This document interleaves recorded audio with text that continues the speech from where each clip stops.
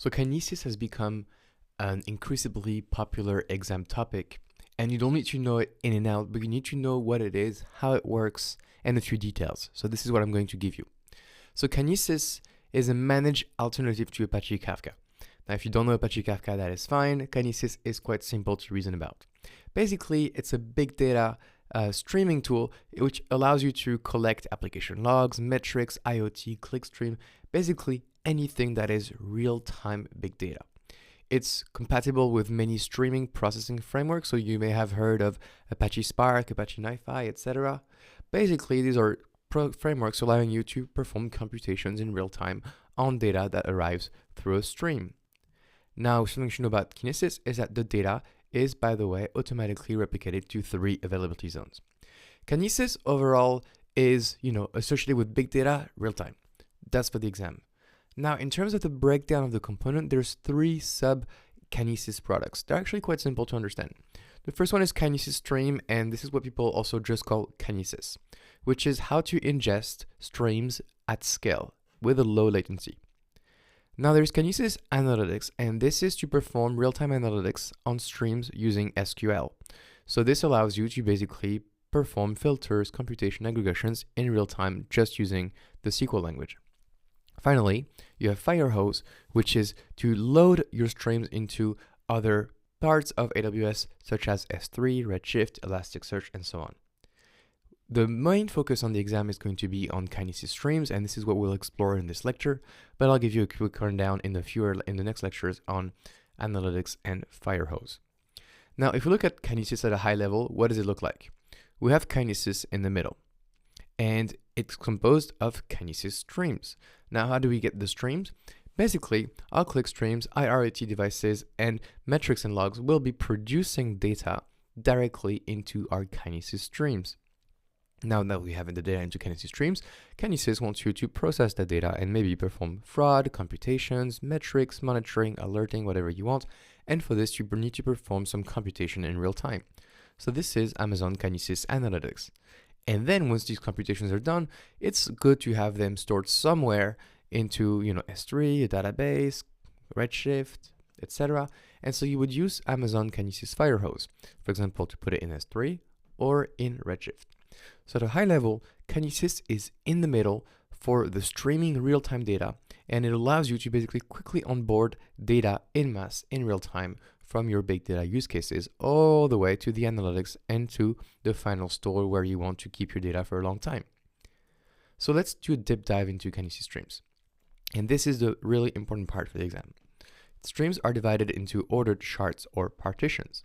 So a shard is basically, think of it as one little queue, okay? And so we have our producers, and it's going to produce to a Kinesis stream. Maybe this one has 3 shards. And so the data is going to go into either shard, and the consumers will be consuming from either shard as well. So if we want to scale up our stream, we just add shards, right? Think of like lanes on a highway. The more lanes we have on the highway, the more throughput we'll have on the highway, the more cars can go through. Same with shards. Right now we have 3 shards, but if we wanted a higher throughput, we would increase the number of shards. Now on this shard, the data is not there forever. By default, it's here for 1 day. But you can set it up so that your shards can keep your data up to 7 days. So why would you have such short data retention? Well, because Kinesis is just a massive highway. It's a massive pipe. And so you want to process your data, do something with it, and put it somewhere else as soon as possible. Kinesis is just a tool which allows you to have that throughput in real time. Now, Kinesis is also awesome because it allows you to reprocess and replay data. And so that's a big difference with SQS. SQS, once the data was consumed, it was gone. But with Kinesis, the data is still there and it will expire after some time. So you're able to reprocess, replay data, go back a little bit in time to do whatever you need to do. You're also able to have multiple applications consume the same stream. So sort of like an SNS mindset right here. We need to just have one stream with a stream of data, and we can have many applications, many consumers consume the same stream. So this enables you to do real-time processing, and you have a real scale of throughput because you can add shards. Now, something you should know is that Kinesis is not a database. Once the data is inserted into Kinesis, you cannot delete it. It's called immutability. So you add data it's called a log. You add data over time, and then you process it using consumers. The data will stay in Kinesis for 1 to 7 days, and then you do something with it. So that's the idea of Kinesis at a high level. Now, if we go into shards, basically, we know that streams are made of many shards, but a shard represents 1 megabyte per second or 1,000 second on the write side. So the producer can write up to 1,000 messages per second or 1 megabyte per second. On the read side, you have 2 megabyte per second throughput per shard. So it's very simple, right? If you need 5 megabytes per second of throughput for the read side, how many shards do you need? Probably 3. And for the write side, 5. So this is how you scale your shards. Now the shards are provisioned, and so you're going to pay for how much shards you're provisioned. And you can have as many shards as you want, but if you over provision your shards and you're not using them up to their full capacity, you're going to overpay. Similarly, if you have more throughput than your shards, then you're going to have throughput issues. You have ability to batch the messages and the calls, and this allows you to basically efficiently push messages into Kinesis. The number of shards finally can evolve over time, and it's actually encouraged for you to add and remove shards and to enable some kind of auto scaling for your Kinesis stream. So finally, the records will be ordered per shard. Okay, so in SQS we had no order. In SQS FIFO we only had one queue, and all the records were going to that queue. Kinesis is sort of in between. We can have many shards, and the records are going to be ordered per shard. So how does that look like? For the increasing the shards and merging the shards with a producer, and we have 3 shards. Maybe someday we get a higher throughput, so we add a shard. This is called resharding. And then maybe one day we get less throughput, so we go back to 3 shards. It's called merging. And maybe the throughput goes even lower, and we have 2 shards we merged again. And the consumers and the producers know how to react to these changes and change their consumption patterns. Now, producer side, there is something called put records. And put records is a way to send data to Kinesis. And for this, you need to send data and a partition key. So your data is the gray box, and the message key is the orange box. And the message key is whatever you want. It's a string. And this key will get hashed to determine the shard ID. So the key is basically a way for you to route the data to a specific shard. And so the rule is that the same key always goes to the same partition. And so if you want to get all your data in order for the same key, then you would just provide that key to every data point, and they will be in order for you.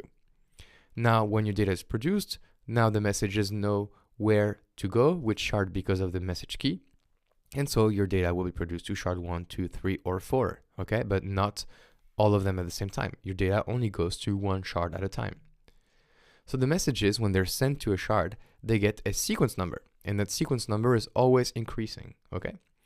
And if you need to choose a partition key, you need to choose one that is going to be highly distributed. That is, again, an exam question.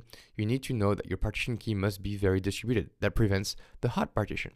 Because if your key wasn't distributed, then all your data will go to the same shard, and one shard will be overwhelmed. That's called a hot partition or a hot shard. So if we have an application and you have 1 million users, user ID is a great key, right? Because we have 1 million users, and so realistically, all the users will do actions in different times, but we're going to get ordering for that user ID, which is our message key. And so user ID is a good one, very distributed, very active, and useful for a business perspective. But if you have country ID as a field, and it turns out that 90% of your users are in one country, say the United States, then it's not good, because all your country ID will go to one shard, and so you get 90% of your data onto one shard, and that shard will be overwhelmed and it'll be a hot partition. So the bottom line is, you want to choose something that is going to be well spread with a diverse range of data. Now you can use batching with put records to reduce cost and increase throughputs. And if you get an exception called provision throughput exceeded, that's when you go over the limits. And for this, you can just use retries and exponential backoff. Now to produce messages, we'll see in the lecture, we'll use CLI, but you can use the SDK or producer libraries from various frameworks. Now the exception is when we get that exception, the provision throughput exceeded. This is happening when we send more data than what was provisioned. Okay, so we exceed the number of megabytes per second or transactions per second. And so we need to make sure we don't have a hot shard, that our partition key is good instead of bad. because otherwise too much data will go to one partition. And so the solution is to do a retry with backoff, or to increase the number of shards, or to ensure that the partition key is a good one. Now after producers, we have consumers.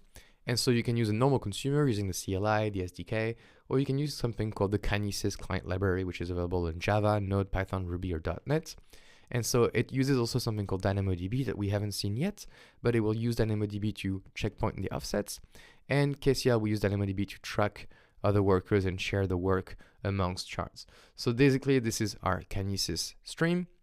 We'll have a DynamoDB table, and the Kinesis app that uses KCL, the client library, will checkpoint the progress to Amazon DynamoDB, and then they will synchronize the work between them to consume messages from different shards. Now that's a little bit advanced, but just remember that the KCL basically enables to consume from Kinesis efficiently. So that's it for a high-level overview of Kinesis. Don't get overwhelmed with this. Kinesis is just very simple. Remember what a shard is. Remember what's the purpose of Kinesis, that it's big data, that it's real time. And let's go into quick lectures just to practice.